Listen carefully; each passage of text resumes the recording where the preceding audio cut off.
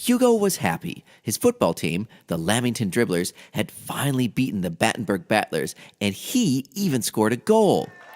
As a treat, Hugo's mom bought him a purple schmurple ice cream, and Hugo spent his pocket money on a book about dragons, as it was almost dragon season. Yeah! Back home at Lamington Castle, Hugo was slurping his ice cream and reading his new book when his big sister Lucy asked him, "What have you got, Mom, for Mother's Day tomorrow?" Hugo had completely forgotten about Mother's Day, and he had just spent all his pocket money. "I'm giving her the pamper package at the Castle Beauty Salon," said Lucy proudly. "What's your gift?" Yeah! My present for Mom is a big secret, pretended Hugo. I'm just going to get it now. He pushed past Lucy and went to see if his friend Gary the guard could help. I'd like to lend you some money, Hugo, said Gary, but I've just spent my wages on some fancy new DJ headphones for my mom.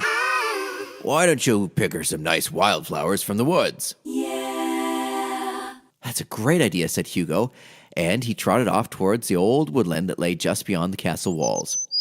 When he got to the woods, Hugo looked left, and Hugo looked right. Hugo looked with all his might, but strangely enough, there wasn't a single wildflower to be seen anywhere. How unusual, he thought to himself. Yeah! So deeper into the woods Hugo walked, until he came to a small stall selling bright bunches of flowers. His arch-rival, Wolfie von Battenberg, had got up early and picked all the wildflowers to sell for Mother's Day. Yeah! What a meanie, spluttered Hugo. This morning all these flowers belong to everyone, and now there's none left. Yeah! Then buy some from me, whined Wolfie. If you haven't got any money, go away and make room for someone who has, Wolfie chortled as Hugo walked away.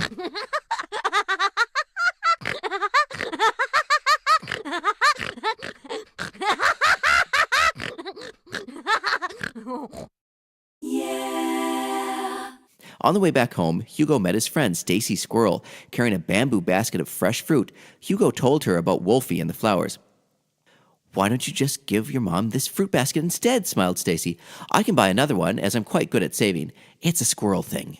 Yeah! Hugo was delighted. Thanks, Stacy. I'll pay you back when I get next week's pocket money, he promised, skipping off home, happy he'd finally picked a perfect present for his mom. Near the castle, Hugo met another classmate, Molly Monkey, who was sitting on a rock looking very sad for herself.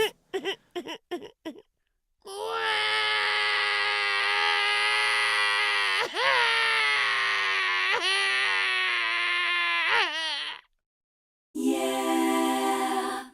When Hugo stopped to ask her what was wrong, Molly's big brother Marvin suddenly swooped down on the fruit basket and carried it high up a nearby tree. Then Molly mysteriously stopped crying and leapt up the tree too, whooping with delight as she and Marvin devoured the delicious fruit. Yeah! You cheeky monkeys, that's not fair, shouted Hugo, but they didn't hear, or they didn't care. So Hugo sadly trudged back to the castle and lay on his bed, worrying about what he could get his mom for Mother's Day.